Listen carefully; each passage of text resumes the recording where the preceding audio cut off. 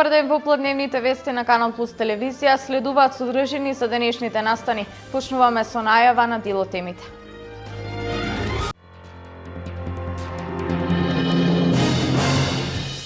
Четиринаесет хектари борова шума и сува трева е билансот на големиот вчерашен пожар во близина на Штип. Огнената стихија пожарникарите ја совлада со помош на канадерите и граѓаните. Утре финишира проектот за обнова на поранешното детско одмаралиште на Плачковица и пренамена во Конгресен центар на УГД. Се бараат средства од фондовите на Европската Унија.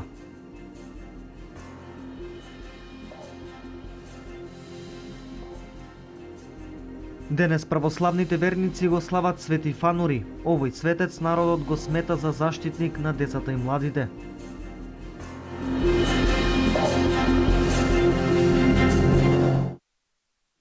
Вчера попладне Штип го зафатија два пожари. Прво се запали сува трева во близина на спортскиот центар Јордан Мијалков, кој беше бргу локализиран. Скоро во исто време пожар избувна во близина на Штип во местноста Кумлак, каде изгореа над 14 хектари борова шума и сува трева. Непристапниот терен беше најголемата пречка за пожарникарите на Штипската противпожарна единица, кои сепак многу бргу со вклучување на авион Канадер на Центарот за управување со кризи го локализираа пожарот.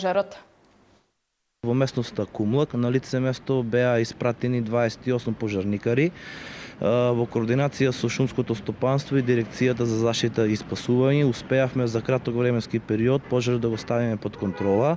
Беа повикани и двата авиона на дирекцијата за заштита и спасување кои ни помогнаа многу. Успеавме да ги заштитиме вилите, овоштарниците и лојзата.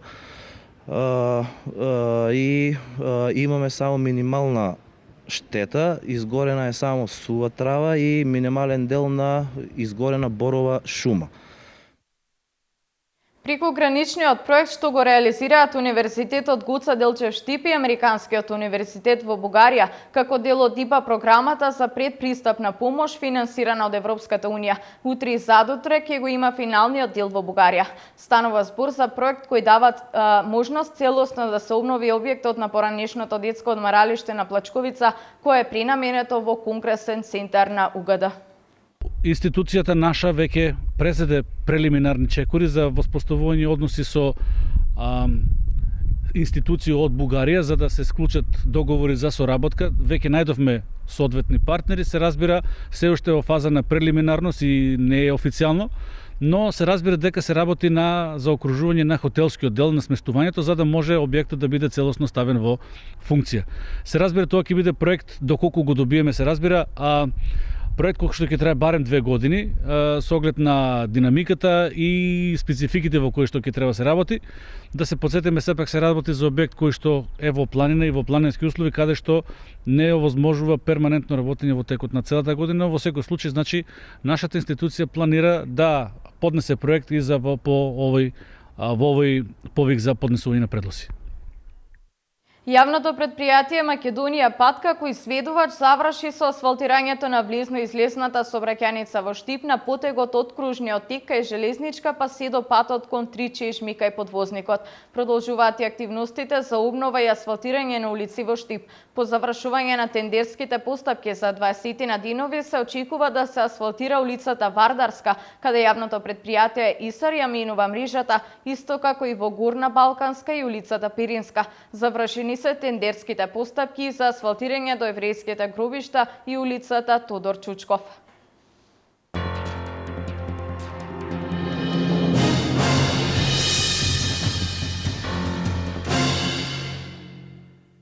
Македонските револуционери и војводи се тема на изложбата на карикатури во Дилчево. Изложба која до 18 септември во фоајето на Спомен дом Асном ќе може да ја видат сите љубители на карикатурата. Автор е карикатуристот Никола Ангелковски. Денот на независноста во Делчево се слави низ призмата на карикатурата. Своите дела до 18 овој месец на располагање на љубителите на оваа уметност во фоајето на Спомен домот Асном ги распосла карикатуристот Никола Ангелковски, човекот кој чувствува обврска да им се одаде признание на сите оние кои го дадоа својот допринос за слободна Македонија. Јас на некој начин живејќи го ова што го живееме денеска, јас што го чувствував животот, дека на некој начин треба да му се одложам на тие луѓе што го возможили ова да го живееме денес. Во оваа изложба се поставени 30 револуционери. Ги одбрав оние кои што ми беа најспецифични по изразот. Оти имате некои, како би се изразил, за нас карикатуристите преубав човек не е за карикатура. Ова не се неубави луѓе, него податливи за уметникот. За авторот карикатурата е широк поим кој опфаќа секаква тема и ги критикува неправилностите. Ангелковски се зафатил со оваа дисциплина токму истражувајќи за сите аспекти на она што значи да се биде револуционер. Овдека само едно видување ликовно на овие револуционери кои имале своја специфика и изглед, кои не биле само револуционери, туку знаеле да се облекуваат и по современите текови на модата, ала франка, ала турка. Знаеле добро да одат да се пострижуваат на бербер, внимавале на изгледот, кога ќе ги видите некои фотографии, се е до поместено до танчина, дали реденикот е добро поставен, дали значи се фотографирале и размислуване на својот изглед. И благодарение на некои штури податоци и фотографии што ги имаме, јас се зафатив за оваа ликовна дисциплина. Една од ретките вакви изложби освен во Делчево до крајот на месецот ќе им биде приуштени на љубителите на оваа уметност и во останатите градови од истокот. Ова е единствена работа што се дешават новие простори, да имаме една изложба на карикатури, па јас колку што знам немало ни изложба ни на слики на револуционери. Ова изложба планирана е потоа да оди во Виница, тука ќе биде до 18-ти, така ги поканувам сите делчевчани и оние кои поминуваат низ Делчево да ја видат оваа изложба, после 18-ти е во Клочани, а потоа изложбата заминува за Штип. Инаку изложбата на Никола Ангелковски по повод Денот на независноста и Денот на град Делчево се реализира како проект на Музеот на Македонија со поддршка на Министерството за култура, а во соработка со општина Делчево. Денес се празнува православниот празник Свети Фанури. Утринава во 8 часот се одржа света архиерейска литургија на која началствуваше митрополитот Брегалнички господин Иларион и свештеници од Брегалничката епархија. Некој за него својствено е тоа што многу ја сакал својата мајка, дури кога бил убиван од гонителите на христијанството, тој во последните мигови од својот живот рекол на оние христијани што биле таму да се молат за неговата грешна мајка, да се Господ Бог смилува на неа, бидејќи таа била голема грешница. И суштината во сето тоа е љубовта на Свети Фанури спрема својата мајка и затоа и денес младите, учениците, студентите го зеле Свети Фанури како свој заштитник. Инаку тоа е познат и како молитвеник за изгубени нешта. Кога некој нешто ќе изгуби, се моли преку Свети Фанури на Господ Бог Исус Христос да може да ги пронајде изгубените нешта.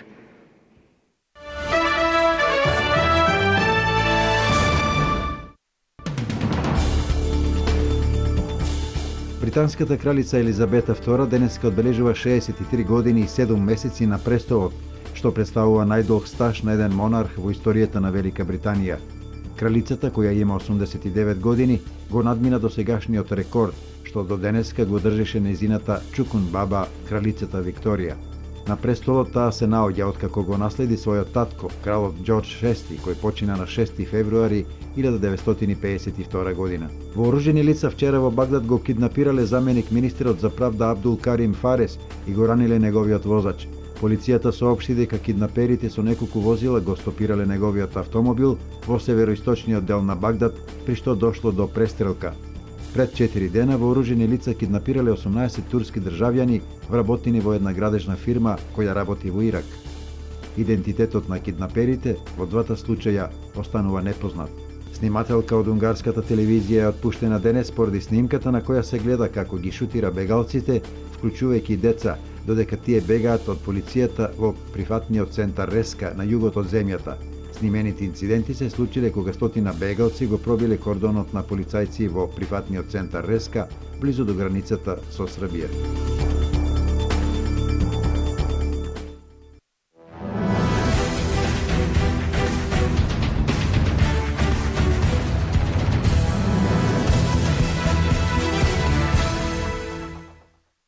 Пингпонгарите на Универзитетот Гоце Делчев на традиционалниот надпревар кој се одржа во Битола во пингпонг се вратија со освоени 3 места, односно со златен, сребрен и бронзен медал. Првото место го зеде Кристијан Станојковски, второто место го зеде Филип Костадиновски и трето пласиран беше Петар Костовски.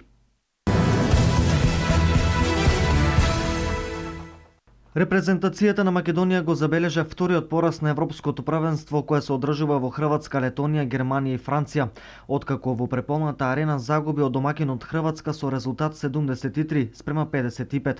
Македонските репрезентативци одиграа одлично прво полувреме и му пружија голем отпор на противникот кој важеше за фаворит, но во второто полувреме беа комплетно надиграни. Поразот од Хрватска е очекуван. Македонија денес го игра клучниот надпревар за четврто место во групата против Грузија. Дуелот почнува од 18 часот.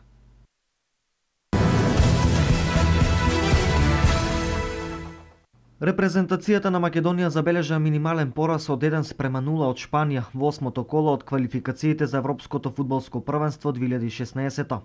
И покрај поразот македонските фудбалери се прикажаа во различно издание од претходната средба со Луксембург. По овој пораз Македонија остана на последното место во групата со само една победа.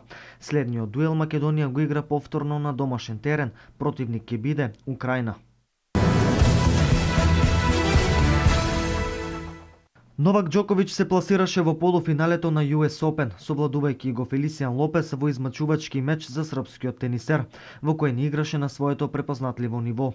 Во секој случај Новак ја продолжи низата откако од 2007 година во Њујорк не испаднал пред полуфиналето. Во полуфиналето србинот ќе игра со бранителот на титулата Марин Чилик, кој во 5 сета беше подобар од Цонга.